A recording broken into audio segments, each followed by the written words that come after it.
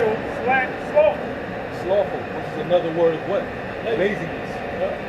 So another scripture said, "Don't be slothful in business." Don't be slothful in business, or fervent in spirit. Spirit, yeah. Huh.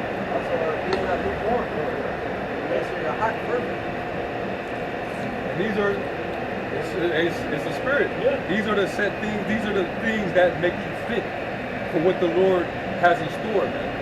What the Lord is actually building, you gotta have these qualities. The Lord ain't looking like these other camps, they're looking for quantity.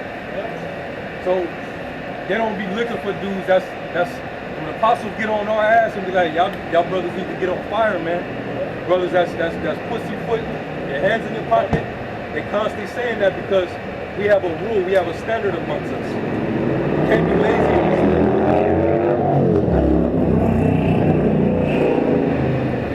That same energy will spread amongst others. You know? Brothers start thinking that's cool. You know? But we're a body, so whatever happens in one particular brother was going into, it can affect the rest of the body. So one brother is slacking while everybody else is being diligent, that brother got to pick up the pace. Because we all building. Because we all are building. It's like if you building and we all trying to build it. Some brothers build at their own pace, but as long as you building, you know. But the moment you taking breaks while everybody is still on the clock, that becomes a problem. You hindering progress. You know? So that's what when the Lord said, "Cursed be he that doeth the work of the Lord deceitfully," that's talking about dudes that are half-assedness, man. They're not consistent. They're not always on the highways and hedges, taking breaks like every winter. We won't see certain groups out there for a whole season. Too cold. We're not plowing for the reason of the cold. Yeah, exactly. That can kill your ambition, because then once you get so accustomed to not going out, then next thing you know, as soon as you see that first snowflake of snow falling out, I can just start studying in the house. I ain't gotta go out. Start making excuses. Then you've been in the house so long, you didn't got. Next thing you know, it ain't it. The thrill is gone now. Your heart ain't even in it anymore because you chilled for too long. You became comfortable. You should never be comfortable in this truth. Because you complacent. Yeah, complacent. Yeah. A woman that you really enjoy, you're not going to deal with it for a season. She moved on. Winter, you cuddling. Right? Getting intimate, man. It was the same with you. So it says laziness kills ambition. Anger kills wisdom. Anybody can find some precepts for that? That's your emotion. Anybody got any precepts to coincide with that? Anger kills wisdom. I'm gonna let them brothers look for it.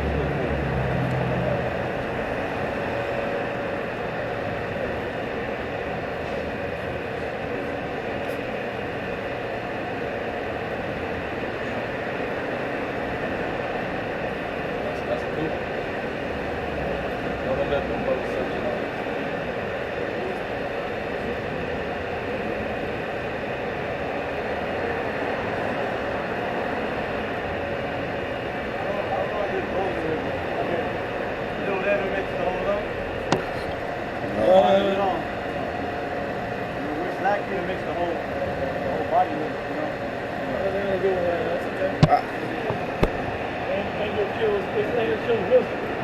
Anger kills wisdom. Man. Anything? I got Proverbs 15:1. A soft answer turneth away wrath, but a grievous word stir up anger.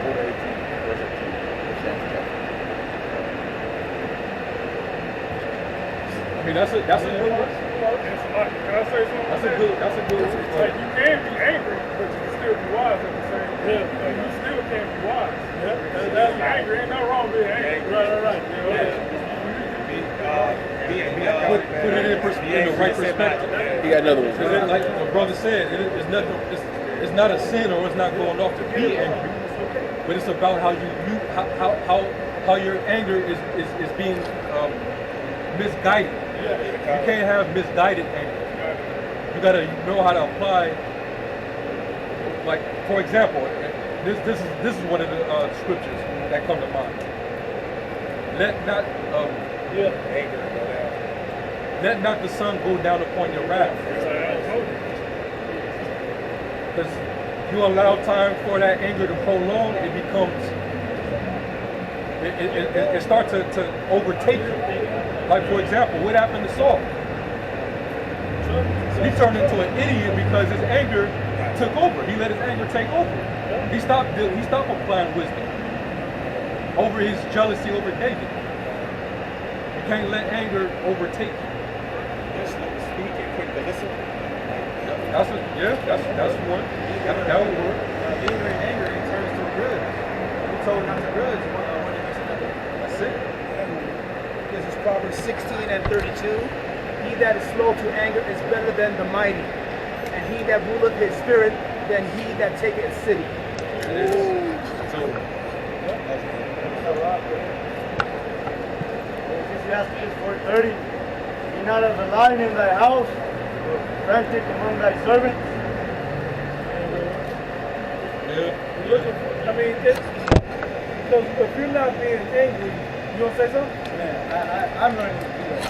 You know what I'm saying? Right. The reason I brought that out because, house is peaceful, good there. You know what I'm saying? When you're lying in your home, everything's just chaos. Yeah. And you have to learn how to control that. Because we are men of war. But we have to learn how to control that spirit. Absolutely. If I can say this, that's why the word prudence came in, because now, before you become that angry lion in the house, you may have to just turn up to 1 notch instead of the lion at 10. You go up to 1 or 2, and now you can kind of plant seeds of what needs to be done. Now, if they just ain't getting in order, then you go up 4 or 5. You say something else that put them in order like that, not like checking them, but like, hey, we need this to get done, if you can do this, or whatever. You just apply, you got it, bro. There's 1 Corinthians 14 and 20. Brethren, be not children in understanding, howbeit in malice be ye children, but in understanding be men. it's about maturity. Right? Hey, we all angry because society is what it is. We're oppressed. We got to deal with the hellhole, the way shit is ran here. You know, our enemies are ruling over us. You don't have the physical. We don't have the sovereignty to practice the law the way we want to practice it here. Don't be stupid. Right. You see some sodomites holding hands, so you finna go and cut that shit out. And you finna go and put them to death now? Because the law say to do it? No, you gotta be prudent. You gotta learn how to guide your anger, man. Jake in the world, that's what makes them dangerous. They don't know how to guide their emotions, their anger. And that's why nigga moments happen all the time. Right. And it don't either side. Yeah. Nobody wins. L's on both sides every time, man. I heard a quote, and it was an older Benjamite. He said, anger is just an emotional punishment that you give yourself from somebody, based off of somebody else's behavior. So if you act out of anger, you can bring trouble to yourself that you didn't have to bring, had you analyze the situation and deal with it accordingly. You know, let me give y'all an example. This is a biblical example. We know that Esau hated Jacob. And they ain't seen each other in a while after his mom sent them to Iran, where he met Laban. He got those his two wives, the two sisters, and they made. He had the 12 sons. Actually, it was 13. And you also had Dinah, his sister. And he came and he worked all them years, and he gained all that substance from Laban. When he made his return back to the land, who he run into?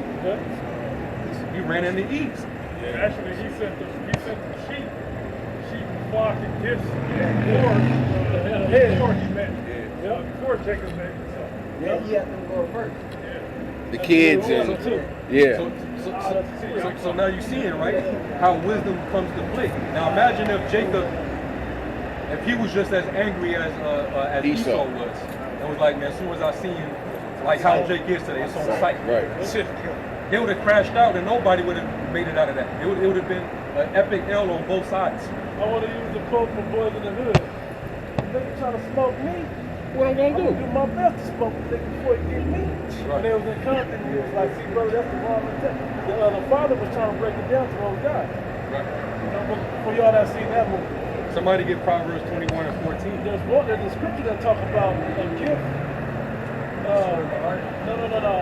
If you send a gift, if you come, Hold my it. fault. Get Proverbs 21 and 14.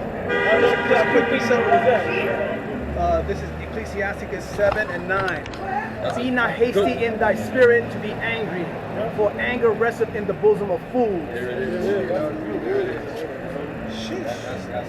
That's about it. Yeah, man. Proverbs 21 and 14. A gift in secret pacifieth anger, There you go. and a reward in the bosom, strong wrath. So Jacob, he applied wisdom in that encounter with Jacob. He knew Jacob hated him and wanted to kill him. I mean, Esau. So like Esau, he knew Esau wanted to kill him. Mother told. So he knew what to do in that moment. You know what? Let's split everything up. Send the kids Send the so far. kids. Let's you know what I'm saying? Let's make sure we split everybody up. All right. And I'm gonna have some gifts for him. I got some cattle for him. All that. So when he met with Esau and he saw, damn, like all this for me. Damn.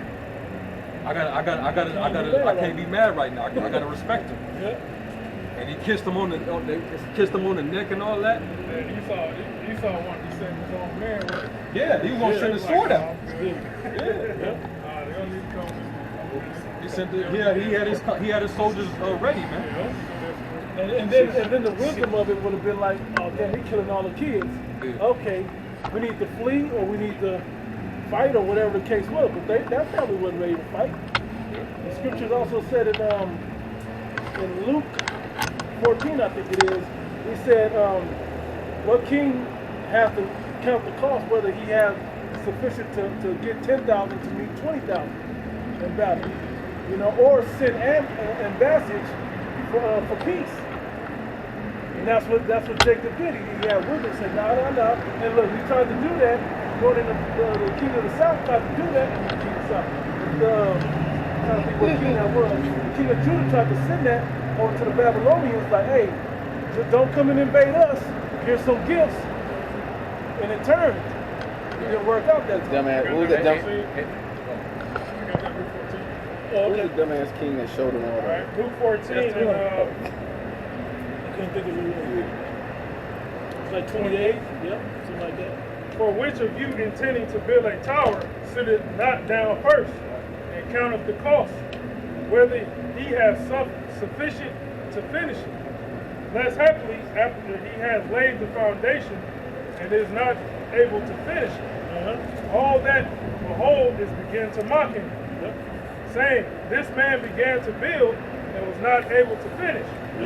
Or what king goes to make war against another king, sitteth not down first, and consulted whether he be able with 10,000 to meet him that cometh against him with 20,000. That's wisdom. Yeah, let me use wisdom.